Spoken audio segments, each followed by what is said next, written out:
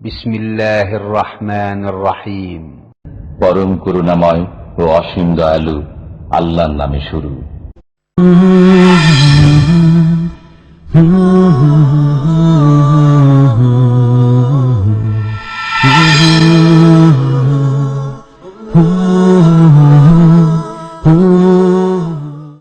ومن أحسن قولا ممن دعا إلى الله وعمل صالحا وقال إنني من المسلمين. السلام عليكم ورحمة الله وبركاته. بسم الله الرحمن الرحيم. الحمد لله رب العالمين والصلاة والسلام على سيد المرسلين نبينا محمد وعلى آله وصحبه أجمعين. أما بعد فأعوذ بالله من الشيطان الرجيم. هو الذي بعث في الأميين رسولا منهم يتلو عليهم آياته ويزكيهم ويعلمهم الكتاب والحكمة وإن كانوا من قبل لفي ضلال مبين. মহান আল্লাহর সমস্ত প্রশংসা যে আল্লাহ পাক রব্বুল আলামিন আমাদেরকে হেদায়েত দান করেছেন, আমাদের হেদায়েতের জন্য আল কোরআনুল কারীম নাযিল করেছেন, আমাদের হেদায়েতের উদ্দেশ্যে শেষ নবী মুহাম্মদ রাসূলুল্লাহ সাল্লাল্লাহু আলাইহি সাল্লামকে নবী এবং রাসূল করে পাঠিয়েছেন। আমি প্রতিদিন আধা ঘন্টা আপনাদেরকে সিরাতুন নবীর আলোচনা শুনিয়ে দেব, তারপর ইনশাআল্লাহ তাআলা শেখ মুখলিসুর রহমান আলোচনা করবেন। বিশেষ করে আজকে আধা ঘন্টা আপনাদের সাথে, কখনো আগে কখনো পরে, কিন্তু আমি সিরাতুন নবীরই আলোচনা বেশি করব, কারণ রমজানের আলোচনা অনেক শুনছেন, আর মাঝে মধ্যে কিছু আলোচনা রমজানের হবে। আরও যেসব বিষয়ের প্রয়োজন রয়েছে, গুরুত্বপূর্ণ বিষয় যেগুলি বিশেষ করে মুসলিমদের জন্য জরুরি, যেসব ঘাটতি ত্রুটি রয়েছে সে সম্পর্কে, অথবা যেসব বিষয় সম্পর্কে আমাদের ভুলভ্রান্তি রয়েছে সে সম্পর্কে ইনশাআল্লাহ তাআলা আলোচনা হতে থাকবে। তবে এই রোজার অবস্থায় সিরাতুন নবী শুনতে আশা করি ভালো লাগবে, যদিও অল্প সময় অল্প কথাই শোনাবো। আজকে থেকে 17 বছর আগে যখন আমরা প্রথম ইফতার ক্যাম্প শুরু করি 1420 হিজরিতে, এখন 1436, তার মানে 17তম, এটা হচ্ছে 17তম ইফতার ক্যাম্প। তো অনেক ভাইরাই থাকতে পারেন যারা পুরানো, প্রথম 4 বছর ইফতার ক্যাম্প ওখানে হইতো, কিন্তু যে জামে মসজিদের বড় যে জামে মসজিদ শিখো ওর পাশে যেখানে বড় একটা বিল্ডিং হয়েছে আল মজেল বিল্ডিং, সেই জায়গাটি খোলা মাঠ ছিল, ওখানে হইতো। তো ওখানে আমি প্রথম দিকে 3-4 বছর সিরাতুন নবীরই আলোচনা করেছি। মাঝে মধ্যে প্রথম দিকে শুধু রোজা রমজানের কিছু আলোচনা, জাকাতের আলোচনা, নামাজ, তাওহীদ একদিন একদিন করে আলোচনা করে দিয়ে বাকি গোটা রমজানটা সিরাতুন নবীর আলোচনা করেছি। তারপরে মাঝখানে একটা যুগ গিয়েছে, আজকে থেকে 10 বছর আগে প্রায়, তখন কেসাসুল আম্বিয়া আলোচনা করেছি। আদম আলাইহিস সালাম থেকে শুরু করে ঈসা আলাইহিস সালাম পর্যন্ত অধিকাংশ আলোচনাগুলো তাতে এসেছে। আমার মনে পড়েছে শেষ আলোচনা ইউসুফ আলাইহিস সালামের আলোচনা এখানেও করেছি কয়েক বছর আগে। যাই হোক, তার হয়তো অনেক কিছু রেকর্ড হয়নি, আর অনেক নতুন ভাইয়েরাও আসছেন। আমাদের বিশেষ উদ্দেশ্য হচ্ছে এখানে যেসব ভাইরা হাজির হচ্ছেন তাদের কিছু উপকৃত করা, তাদের কিছু লাভ হোক। আর সিরাতুন নবী, নবী সাল্লাল্লাহু আলাইহি সাল্লামের জীবনী জানাও ফরজ, নবী করিম সাল্লাল্লাহু আলাইহি সাল্লামের জিন্দেগি সম্পর্কে জানাও ফরজ একজন মুসলিমের জন্য। মনে রাখবেন 3টি জিনিস জানা ফরজ, 3টি জিনিস জানা ফরজ। এই 3টি ইসলামের মূল নীতি, অসুল, বুনিয়াদি বিষয়, বেসিক বিষয় মনে রাখবেন। একটা হচ্ছে আল্লাহ সম্পর্কে জানা, মারিফাতুল্লাহ, আল্লাহ সম্পর্কে জানা প্রত্যেক মানুষের জন্য ফরজ। আল্লাহ সম্পর্কে সঠিক জ্ঞান অর্জন করতে হবে। আল্লাহ নিজে কি বলেছেন তার সম্পর্কে, এবং তার রাসূল সাল্লাল্লাহু আলাইহি ওয়াসাল্লাম কি বলেছেন, এইভাবে জানতে হবে। এমন নয় যে কিচ্ছা কাহিনী এই সেই আর ভুল আকীদা, না, সহি কথা জানতে হবে। আল্লাহ কি বলেছেন, আল্লাহ রাসূল সাল্লাল্লাহু আলাইহি ওয়াসাল্লাম কি বলেছেন, আল্লাহ পাকের জাত এবং সিফাত সম্পর্কে, নাম গুণাবলী সম্পর্কে, আল্লাহর কাজ সম্পর্কে, আল্লাহ পাকের আজমাত সম্পর্কে, আল্লাহ পাকের কিবরিয়া সম্পর্কে, এসব বিষয়গুলি। আর তারপরে জানতে হবে আল্লাহ পাকের দ্বীন সম্পর্কে, যে দ্বীন নাযিল করেছেন, দিন সম্পর্কে জানতে হলে কোরআনে কারীমের জ্ঞান লাগবে। কি আদেশ কি নিষেধ, আল্লাহ কি করতে বলেছেন আর কি করতে নিষেধ করেছেন, কি বলতে বলেছেন কি বলতে নিষেধ করেছেন। তো এই দ্বিতীয় বিষয় আল্লাহর দিন সম্পর্কে জানা, মারিফাত দীনিল্লাহ, আল্লাহর দিন সম্পর্কে জ্ঞান অর্জন করা। আর 3 নম্বর হচ্ছে মারিফাত রাসূলিল্লাহ সাল্লাল্লাহু আলাইহি সাল্লাম, আল্লাহ রাসূল সাল্লাল্লাহু আলাইহি সাল্লাম সম্পর্কে জ্ঞান অর্জন করা। এই 3টি জিনিস সম্পর্কে জানা প্রত্যেক মানুষের জন্য ফরজ, আর বিশেষ করে যারা মুসলিম হয়েছেন তাদের জন্য তাদের দিন সম্পর্কে জানা ফরজ। কারণ দিন না জেনে আমল করলে লাভ হবে না, কি আমল করবেন জানেন না সঠিক দিন তো। তারপরে তাদের রাসূল সাল্লাল্লাহু আলাইহি সাল্লাম সম্পর্কে জানা ফরজ, কারণ রাসূলকেই যদি না জানেন, যিনি আপনার জন্য আমার জন্য আদর্শ মানব, আইডিয়াল মানুষ, উসওয়া হাসানা, তাহলে কাকে আপনি অনুসরণ করবেন, কার পেছনে পেছনে আপনি চলবেন। এই জন্য রাসূলুল্লাহ সাল্লাল্লাহু আলাইহি ওয়াসাল্লাম সম্পর্কে কিছু কথা আমরা ধারাবাহিক এই রমজান মাসের যে কয়দিন বাকি আছে আলোচনা করব। আল্লাহ পাক ইরশাদ করছেন কোরআনে কারীমের একটি আয়াতে, সূরাতুল জুমাহ, হুয়াল্লাযী বাআসা ফিল উম্মিয়িনা রাসূলাম মিনহুম, আল্লাহ সেই সত্তা যিনি বাআসা প্রেরণ করেছেন, পাঠিয়েছেন। হুয়াল্লাযী বাআসা ফিল উম্মিয়িনা, নিরক্ষরদের মাঝে, যারা অক্ষরের জ্ঞান রাখতো না, আলিফ বা তাসা লিখতেও জানতো না, পড়তে জানতো না। গোটা মক্কা খুঁজে হাতে গোনা কয়েকজন, 2, 4, 5 জন ছিল যারা লিখতে জানতো, পড়তে জানতো, কেউ জানতো না লেখাপড়া। এমনকি রাসূলুল্লাহ সাল্লাল্লাহু আলাইহি সাল্লাম অক্ষরের জ্ঞান রাখতেন না, আলিফ কোনটা, বা কোনটা, তা কোনটা, ইয়া কোনটা, কিছু জানতেন না। এটি আল্লাহ পাক রব্বুল আলামিন বড় হিকমতের কাজ। যিনি অক্ষরের জ্ঞানই রাখতেন না, তিনি সারা দুনিয়ার সবচেয়ে বড় শিক্ষক, ওস্তাদ রাসূলুল্লাহ সাল্লাল্লাহু আলাইহি সাল্লাম। এটা রাসূলুল্লাহ সাল্লাল্লাহু আলাইহি ওয়াসাল্লাম মুজিজা, একটি অলৌকিকত্ব। হুয়াল্লাযী বাআসা ফিল উম্মিয়িনা রাসূলাম মিনহুম, তাদের মধ্য থেকেই একজন রাসূল পাঠিয়েছেন, তাদের মধ্য থেকে, তার মানে তিনি ফেরেশতা নন। আর ফেরেশতা নূরের পয়দা, তিনি নূরেরও পয়দা না। তাদের মধ্য থেকেই যখন পাঠিয়েছেন, নিরক্ষরদের মধ্য থেকে মক্কারই একজন, কুরাইশ বংশের, তাহলে তিনিও মানুষ। আর মানুষ কিসের পয়দা? হ্যাঁ, মানুষ কিসের পয়দা? মাটির পয়দা। নবী করিম সাল্লাল্লাহু আলাইহি ওয়াসাল্লামের প্রসিদ্ধ হাদিস, কুল্লুকুম মিন আদম, আরে তোমরা সকলে তো আদমের সন্তান। ও আদম মিন তুরাব, আর আদম কি দিয়ে পয়দা? মিন তুরাব, মাটি দিয়ে পয়দা।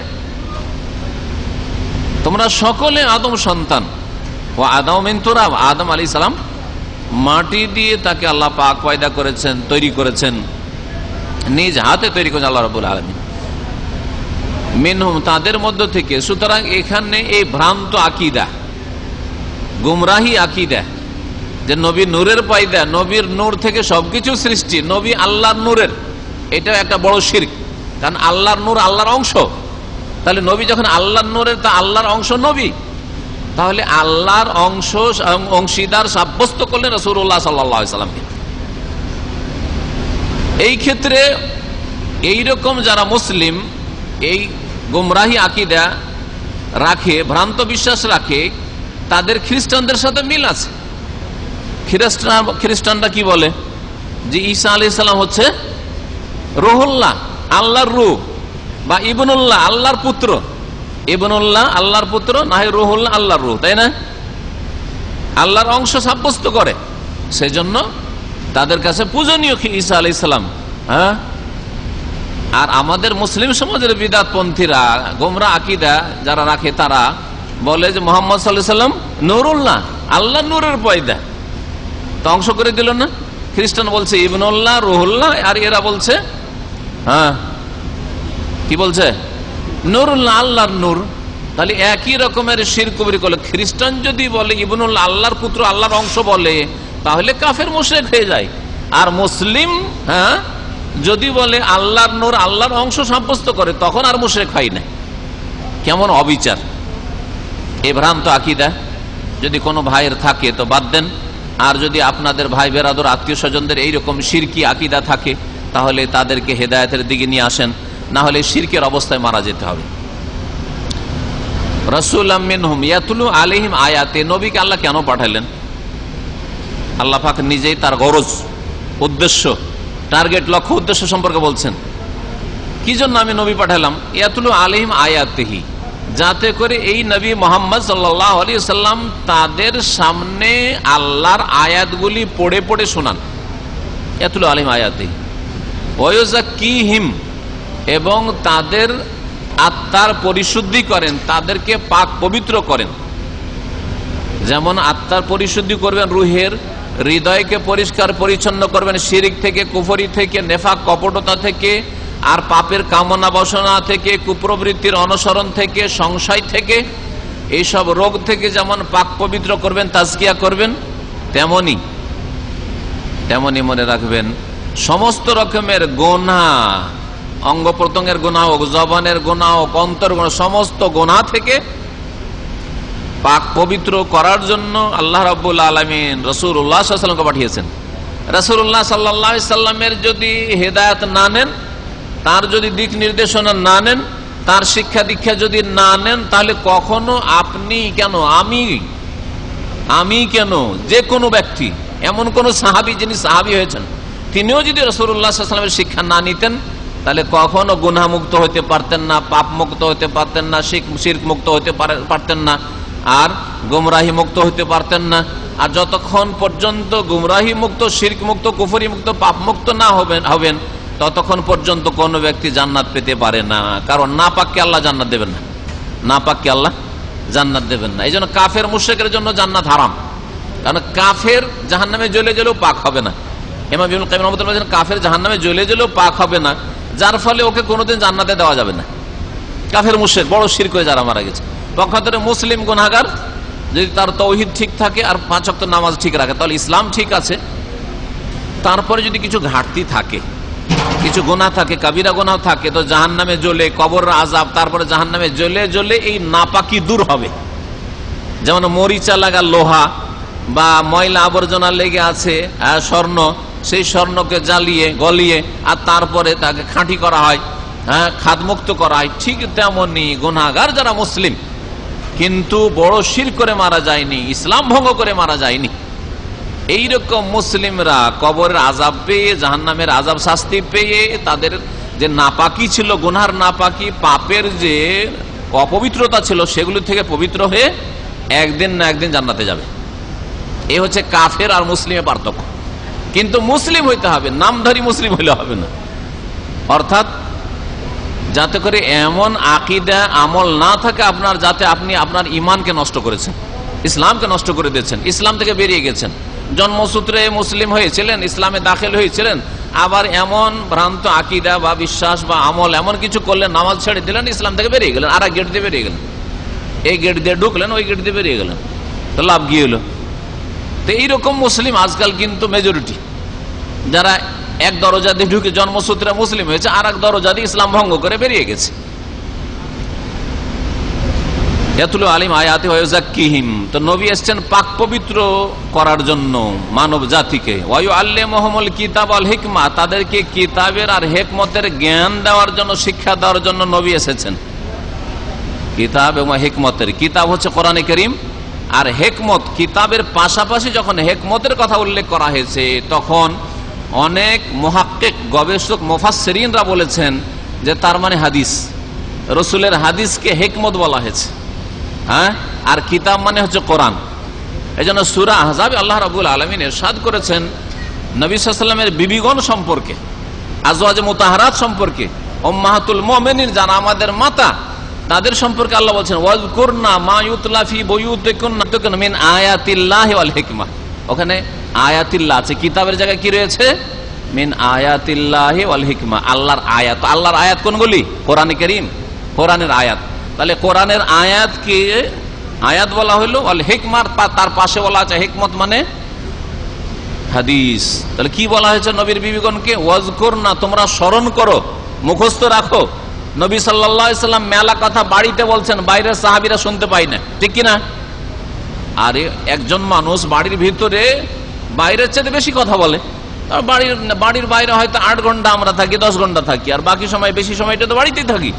তাহলে বাড়িতে যে কথাগুলি হচ্ছে সেই কথাগুলি তো জরুরি, বিশেষ করে নবীর কথা। কারণ আমাদের কথা না, আমাদের কথা গেল, কিন্তু কথা হচ্ছে যে নবীর কথা ঘরের বাইরে হোক আর ভিতরে হোক, সবগুলি হচ্ছে শরীয়ত দিনের সাথে সম্পর্কিত হুকুম আহকাম মাসলা মাসাইল যেগুলি বলছেন, বাড়ির কথাগুলি যদি বিবিরা মুখস্থ না রাখেন তাহলে মুসলিম উম্মাদের কাছে কি করে পৌঁছিবে? এই জন্য নবী সাল্লাল্লাহু আলাইহি ওয়াসাল্লামের বিবিগণ ওই বিষয়গুলি বর্ণনা করেছেন। মাসিকের মাসলা, স্বপ্নদোষের মাসলা, রোজার অবস্থায় চুমন দেওয়ার মাসলা ইত্যাদি ইত্যাদি, এইরকম ইস্তেহাজার মাসলা, আরো বহু মাসলা, নেফাসের মাসলা, মেলা মাসলা যেগুলো আভ্যন্তরীণ বিষয় রয়েছে, অথবা ফরজ গোসলের মাসলা। এই এক গোসলে বারবার যদি কেউ সহবাস করতে চায় স্ত্রীর সাথে, এক স্ত্রীর সাথে, অথবা একাধিক স্ত্রী, কয়েক স্ত্রী আছে, একই গোসলে যদি কয়েকজনের কাছে যেতে চায়, এরকম বহু মাসলা রয়েছে যেগুলি আভ্যন্তরীণ বিষয়, যেগুলো রাস্তাঘাটে বলার প্রয়োজন হয় না, কিন্তু বাড়িতে এগুলির প্রয়োজন হয়। আর এগুলি শরীয়তের মাসলা, রাসূলুল্লাহ সাল্লাল্লাহু আলাইহি ওয়াসাল্লামের জীবনে এগুলি যদি নবী সাল্লাল্লাহু আলাইহি ওয়াসাল্লাম বিবিগণ না বয়ান করতেন তাহলে আমরা কিছুই জানতে পারতাম না। এই মাসলাগুলি থেকে আমরা জাহেল মূর্খ থেকে যেতাম। ওয়াজকুরনা মা ইউতলা ফি বুয়ুতিকুন্না মিন আয়াতিল্লাহি ওয়াল হিকমাহ, তোমরা স্মরণ করো মা ইউতলা, যেগুলি পড়ে শোনানো হচ্ছে, যেগুলি পাঠ হচ্ছে, তেলাওয়াত হচ্ছে, মিন আয়াতিল্লাহ, আল্লাহর আয়াত, ওহী নাযিল হচ্ছে। নবী সাল্লাল্লাহু আলাইহি ওয়াসাল্লাম ওহী নাযিল হয়তো নবী সাল্লাল্লাহু আলাইহি ওয়াসাল্লাম বিবির পাশে শুয়ে আছেন, সুবহানাল্লাহ। বিশেষ করে মা আয়েশা রাদিয়াল্লাহু তাআলা আনহার বিছানায় একই লাফে একই চাদরে শুয়ে থাকতেন আর ওহী নাযিল হতো। কখনো নবী করিম সাল্লাল্লাহু আলাইহি ওয়াসাল্লাম বিবিদের রানে মাথা দিয়ে হেলান দিয়ে শুয়ে আছেন, ওই অবস্থায় ওহী নাযিল হচ্ছে, বাড়িতে ওহী নাযিল হচ্ছে। তো এই ওহীগুলির বাইরে কি করে খবর হবে যদি বিবিরা না মনে রাখবেন? আল্লাহ পাক বিশেষভাবে তাগিদ করেছেন নবীর বিবিগণকে, ওয়াজকুরনা মা ইউতলা ফি বুয়ুতিকুন্না মিন আয়াতিল্লাহি, আল্লাহর আয়াত, ওয়াল হিকমা, এবং যে হিকমতের কথাগুলি হচ্ছে অর্থাৎ হাদিসের কথা হচ্ছে, কোরআনী আয়াত নয়, কিন্তু সেগুলি রাসূলুল্লাহ সাল্লাল্লাহু আলাইহি ওয়াসাল্লামের বাণী, বচন, বাচনিক হাদিস, অথবা রাসূলুল্লাহ সাল্লাল্লাহু আলাইহি ওয়াসাল্লামের আমল। রাসূলুল্লাহ সাল্লাল্লাহু আলাইহি ওয়াসাল্লাম সহবাস করে উযু করলেন, উযু করার পরে ঘুমাইতেন, এটা জানা আমাদের জন্য জরুরি। যে সহবাসের পরে যদি মনে করেন যে এখন তো রাত 10টা বাজলো, ফজরে আমার গোসল করলেই চলে, এই মাসলা জানতে হবে না? তাহলে আমি শুয়ে থাকবো, তো আমি এরকম নাপাক হয়ে শুয়ে থাকবো না, পুরোপুরি নাপাক হয়ে শুয়ে থাকবেন না, উযু করে আপনার নাপাকিটাকে হালকা করে না তারপরে শুয়ে থাকেন। হয়তো যুবক মানুষ অথবা বিদেশ থেকে গিয়েছেন, বিবির কাছে রাতে একাধিকবার যেতে হবে, সহবাস করতে হবে, তো বারবার করে গোসল করবেন? মূর্খ লোকেরা তাই করে। আমাদের সব মূর্খ সমাজের লোকেরা কি করে, যেমনই সহবাস হলো তারপরে রে খাট থেকে নেমে ভালো করে হাঁটবি না, তুই পায়ের আঙ্গুলে ভর দিয়ে দিয়ে কোন রকম করে গোসল খানায় পৌঁছিবি। শুনেছেন না শোনেন নাই? আপনারাই তো শুনেছেন, আমাকে নাই জানবো কি করে? এই সব বিদাত আমরা জানতামই না। আপনাদের কাছ থেকে শিখে শিখে জানছি যে সব বিদাত আছে। কোন রকম করে খাট থেকে নেমে আঙ্গুলে, বুড়ো আঙ্গুলে ভর টর দিয়ে, দুটো আঙ্গুলে ভর দিয়ে কোনো গোসলখানায় পৌঁছে না হয় নলকূপের কাছে পৌঁছিতে হবে, আর তাড়াতাড়ি করে গোসল করতে হবে। ভাত রান্নাও করা যাবে না, ভাত খাওয়াও যাবে না, পানি পান করাও যাবে না নাপাক অবস্থায়। এইসব সব ভুল কথা। আল্লাহ এত ছাড় দিয়েছেন আর আমরা দিনকে এত সংকীর্ণ করে দিয়েছি। উযু করে নেন, নামাজের টাইম হয়নি যতক্ষণ পর্যন্ত উযু করে নেন, আর তারপরে আপনি আবার সহবাস করেন, আবার সহবাস হলো আবার উযু করে নেন, নাপাকি হালকা করে নেন, অথবা কাজকর্ম করেন, ডিউটি করেন, হাট বাজার করেন, ঘুরেন ফিরেন, সমস্যা নাই। নামাজের সময় আসার আগে আগে আপনাকে কি করতে হবে? গোসল করে নিতে হবে। এখন একটা মাসলা, রোজা সংক্রান্ত মাসলা বলি, নবীর জীবনীর সাথে সম্পর্কিত রোজার মাসলা। অনেক ভাইদের স্বপ্নদোষ হয়, না হয় না? রাত্রে শুয়েছেন, ঘুমিয়েছেন, স্বপ্নদোষ হয়েছে, অথবা অনেকের সাথে পরিবার আছে, অথবা দেশে যাবেন, হয়তো রমজানে অনেকে দেশে যাবেন। এই মাসলা আজকে প্রয়োজন, এবছরে প্রয়োজন না হলে আগামী বছর প্রয়োজন পড়তে পারে। আপনার যখন জাগছেন আপনি সাহরি খাওয়ার জন্য, সেই সময় যদি গোসল করতে যান, ফরজ গোসল হয়ে আছে, নাপাক হয়ে আছেন, ফরজ গোসল মাথার উপরে আছে, ওই সময় সাহরি খেতে উঠেছেন, এখন যদি সাহরি খান তাহলে গোসল করা হচ্ছে না, আর গোসল করতে গেলে সাহরি খাওয়া হচ্ছে না, কি করবেন এখন? কে উত্তর দেবে? যে উত্তর দেবে তাকে একটা প্রাইজ দেওয়া যাবে। দেখি প্রাইজ একটা উঠান। এখন কি করবেন?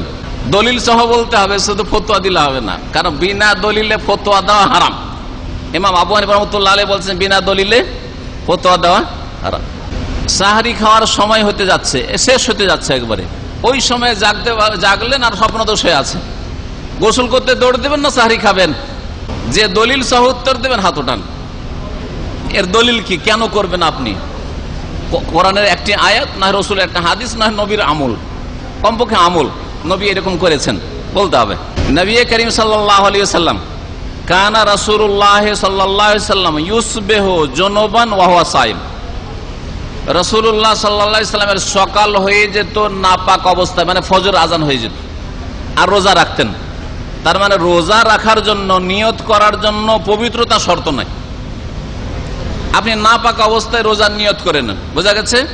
সাহারি খাওয়া সুন্নত, নিয়ত করলেই রোজা, ঠিক না? অন্তরের নিয়ত পড়বেন না। আবার কে কে নিয়ত পড়েন? নাওয়াইতু আন আസുমা গাদান কে পড়েন? যে পড়েন হাত তোলেন। হ্যাঁ, যদি কেউ পড়েন হাত তোলেন।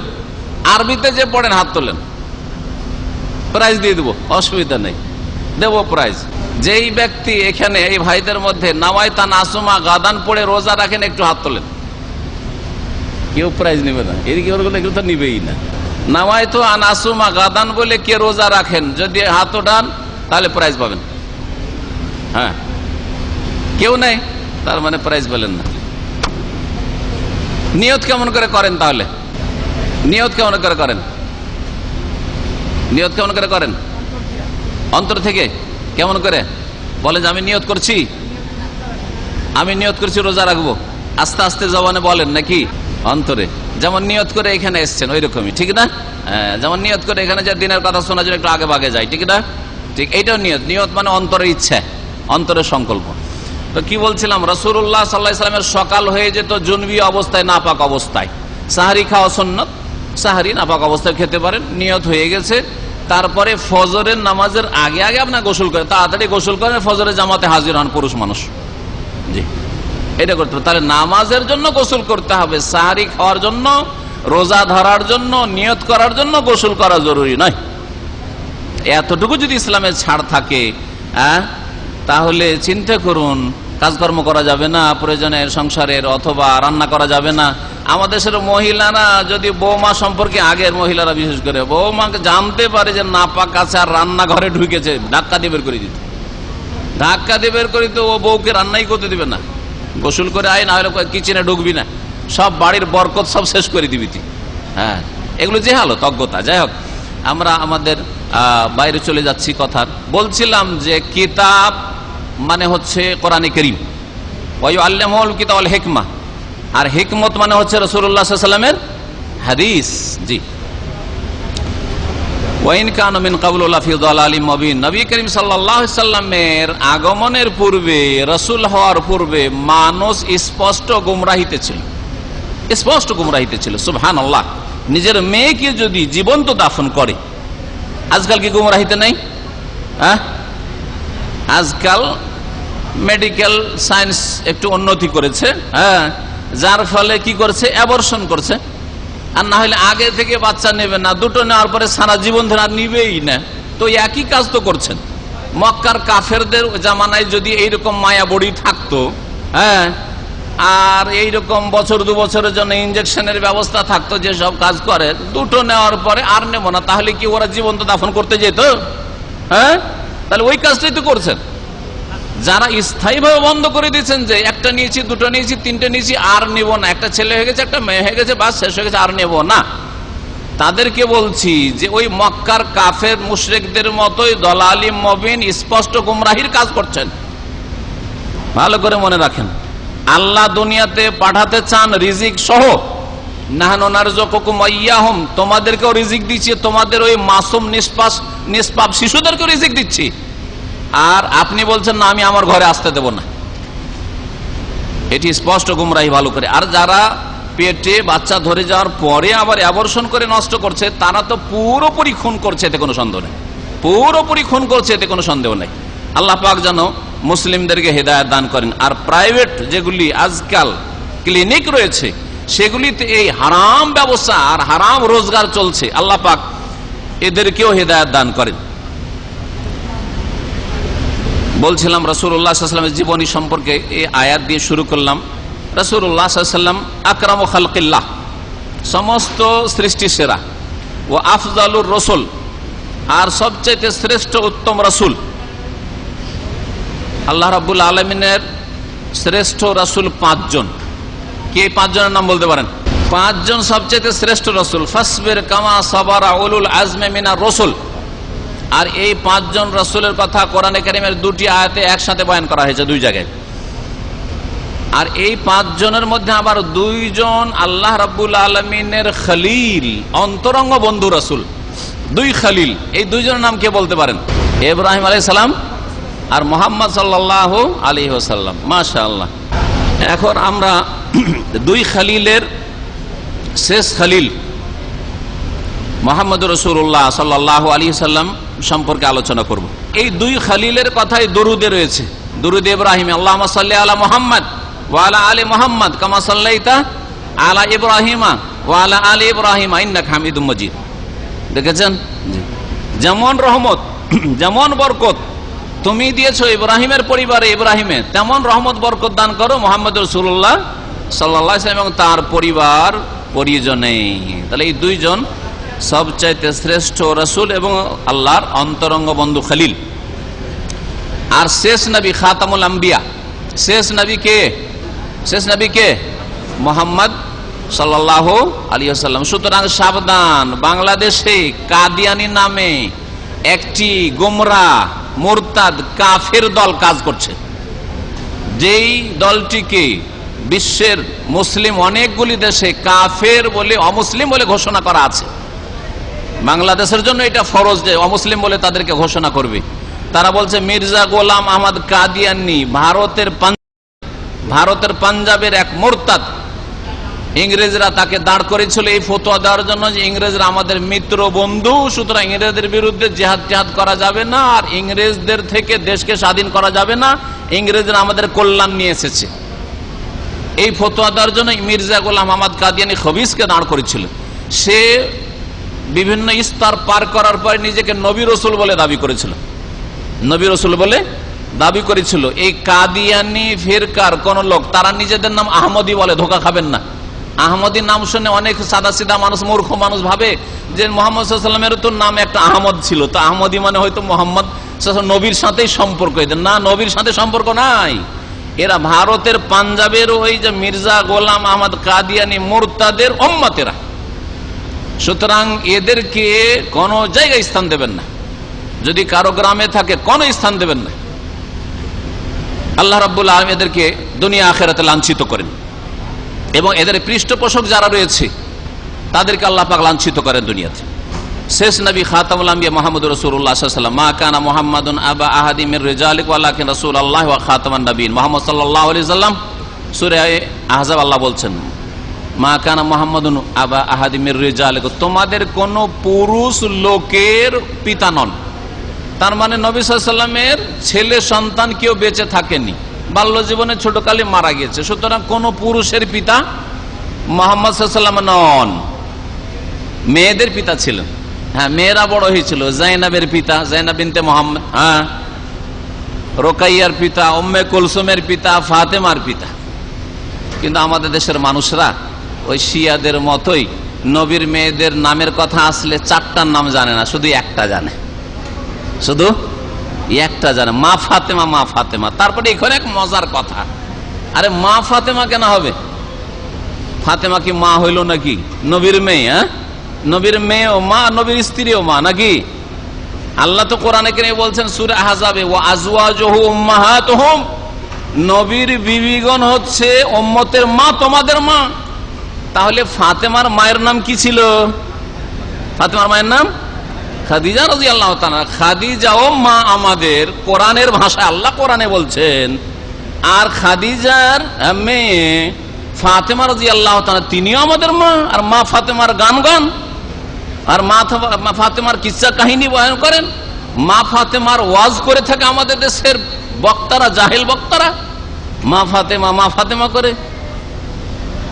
ভালো করে মগজে বসিয়ে নেন যে ফাতেমা মা নন। যদি তার মা মা হয়, তাহলে আবার মেয়েও কি করে মা হইতে পারে? না, অসম্ভব কথা, অসম্ভব কথা এটা। সুতরাং আচ্ছা, তারপরে মা ফাতেমা, শুধু ফাতেমা কি মা বলবেন? জীবনে তো কোনোদিন বাংলাদেশে শোনেননি মা জাইনব, হ্যাঁ, মা উম্মে কুলসুম, হ্যাঁ, মা রোকাইয়া, হ্যাঁ, এই কথা তো কোনদিন শোনেন নাই। কেন শোনেন নাই? ওগুলোও তো নবী সাল্লাল্লাহু আলাইহি ওয়াসাল্লামের মেয়ে। একবার উমরায় যাচ্ছিলাম, আর ড্রাইভার ছিল শিয়া, কথা বুঝতে পারছেন তো? প্রতিযোগিতা করা ছিল, আমাদের দিনী ভাইয়েরা ছিল, তাদের একটা কাফেলা নিয়ে গেছিলাম, তো প্রতিযোগিতা কিছু প্রাইজ ছিল আমার কাছে। তো জিজ্ঞেস করলাম যে নবীর কয় মেয়ে? আরবিতে একবার বললাম, কারণ দুই একজন আরবি ছিল, মিশরি ছিল, সুডানি ছিল, আর তারপরে বাংলায় বললাম, কারণ তাদের মেজরিটি ছিল। নবীর কয় মেয়ে ছিল? তো দু একজন জবাব দিল 4, অধিকাংশ তো হাহা লাদ্রি জবাব দিল না। ওই যে শিয়া ড্রাইভার আছে সে বলছে আউয়াল মার আসমা, জীবনে প্রথম শুনছি যে নবীর 4টা মেয়ে। তাহলে কত অজ্ঞতা, সৌদি আরবে বাস করে, আর নবীর যে 4টা মেয়ে, তো 4টা মেয়েরই খবর রাখে না। নবীর একটা মেয়ে শুধু জানে, যার পূজা করে, ফাতেমার যেহেতু পূজা করে সেজন্য ফাতেমাকে জানে, আর বাকিগুলো তো পূজা করে না, বাকিগুলো নামও জানার প্রয়োজন মনে করে না। চিন্তা করেছেন এইভাবে নবীর জীবনী জানলে হবে যে মা ফাতেমার পূজা করেন আর তার 3টা বোনকে চিনেনও না? আউযুবিল্লাহ। এইরকম মুসলিম হইলে হবে না, মুসলিম হইতে হবে মুসলিম হওয়ার মতো। নবীর মেয়ে যেমন ফাতেমা সম্পর্কে জানা ফরজ আপনার যদি হয়, তাহলে জাইনাব সম্পর্কে জানা ফরজ, হ্যাঁ, উম্মে কুলসুমের নাম জানাও ফরজ, আর রোকাইয়ার নাম জানাও ফরজ আপনার জন্য। কারণ নবীকে যখন জানবেন তো নবীর মেয়েদেরকে, পরিবারকে জানতে হবে, হ্যাঁ, কারণ তাদের জন্য আপনি দোয়া করবেন, হ্যাঁ, তাদের নাম আসলে আপনি রাদিয়াল্লাহু আনহা বলবেন আপনি, সুতরাং জানতে হবে আপনাকে।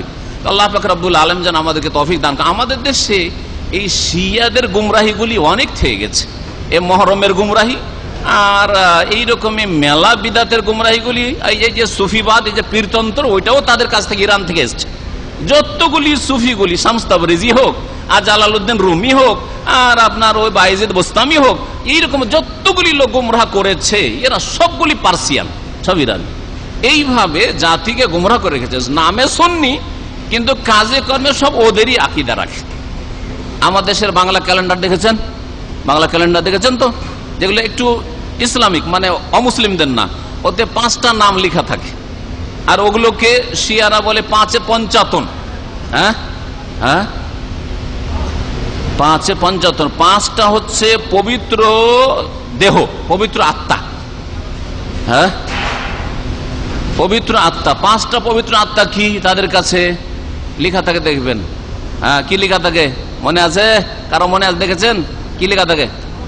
মোহাম্মদ, আলী, ফাতেমা, হাসান, হোসেন।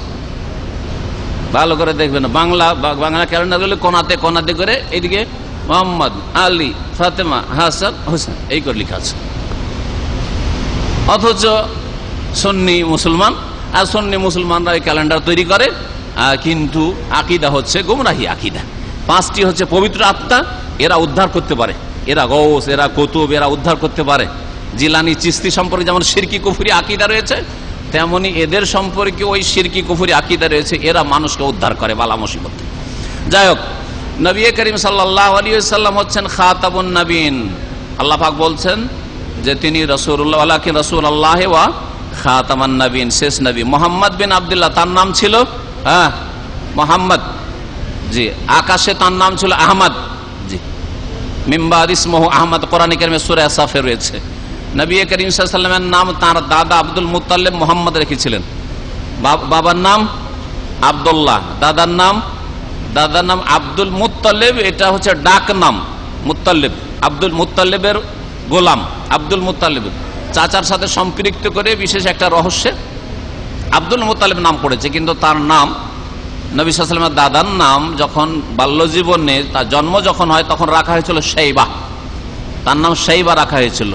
জন্ম যখন হয়, মায়ের পেট থেকে জন্মে, তখনই মাথায় কিছুটা চুল সাদা ছিল, আর চুল সাদা হলে শাইব বলা হয়। এই জন্য আব্দুল মুত্তালিবের আসল নাম ছিল শাইবা। আর এই আব্দুল মুত্তালিব বাবার নাম হচ্ছে হাশেম, আর হাশেমের বাবা হচ্ছে আব্দে মনাফ, আব্দে মনাফের বাবা হচ্ছে কোসাই বিন কেলাব বিন মুর্রা বিন কাব বিন লুয়াই বিন গালেব বিন ফেহর বিন মালিক বিন নদর বিন কেনানা বিন খুজাইমা বিন মুদরিকা বিন ইলিয়াস বিন মোদার বিন নাজার বিন মাদ বিন আদনান। এই আদনান পর্যন্ত নবী সাল্লাল্লাহু আলাইহি ওয়াসাল্লামের বংশ পরম্পরা, সিলসিলায়ে নাসাব সত্য পৌঁছিছে, এতে কোনো সন্দেহ নেই।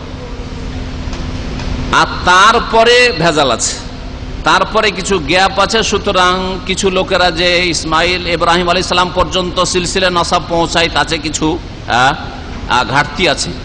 কিছু গ্যাপ পড়েছে। আর তারপরে আবার ইব্রাহিম থেকে নিয়ে আদম পর্যন্ত অনেক কিতাবে পৌঁছিয়ে থাকে, সেগুলোতে নিঃসন্দেহে ঘাটতি আছে।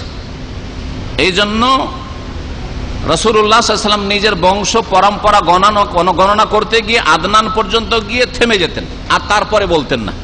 তবে একটি কথা নিশ্চিত যে ইব্রাহিম আলাইহিস সালামের তিনি বংশের, এবং তার বংশে কোন রকমের হারামের অনুপ্রবেশ ঘটেনি, এই নিশ্চয়তা আল্লাহ পাক রব্বুল আলামিনের পক্ষ থেকে রয়েছে।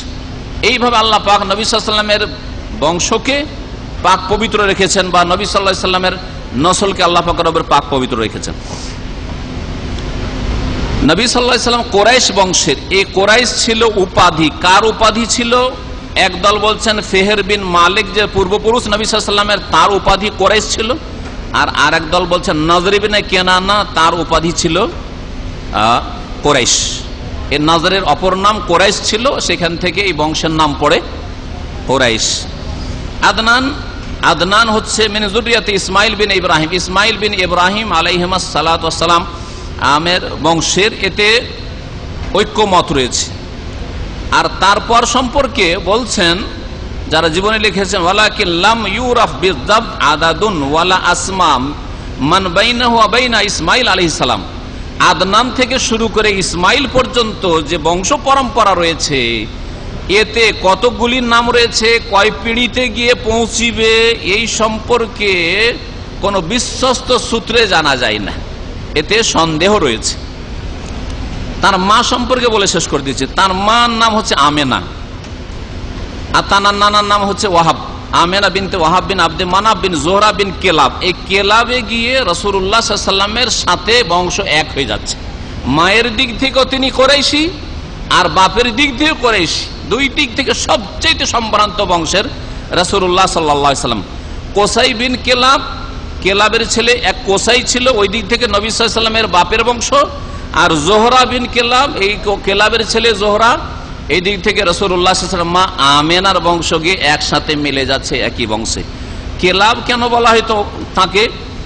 তিনি খুব বেশি বেশি কুকুর দিয়ে শিকার করতেন বন জঙ্গলে, এই জন্য তাকে কানা কাসির আসাইর বিল কেলাব ফাওরিফা বিহা, সেই জন্য তাকে কেলাব বলা হয়েছে ডাক নাম। যেমন এরকম নাম আমাদের দেশে পদবী নাম পড়ে যায়, কিন্তু তার নাম কেউ বলেছেন যে হাকিম ছিল, কেউ বলেছেন উরওয়া ছিল। প্রসিদ্ধ নাম কেলাবের ছিল হাকিম। এখানে আমার আজকের আলোচনা সিরাতুন নবী সম্পর্কে শেষ করছি। এরপরে বিষয়ভিত্তিক কিছু আলোচনা রমজান সম্পর্কে, বা রমজানে যেসব ইবাদত বন্দিগি রয়েছে সে সম্পর্কে আলোচনা হবে ইনশাআল্লাহ তাআলা। আমাদের ভাই শেখ মুখলিসুর রহমান সাহেব আছেন, হয়তো আলোচনা করবেন। জাযাকাল্লাহু খাইর। ওয়া সাল্লাল্লাহু আলা নবিয়িনা মুহাম্মদ ওয়া আলা আলিহি।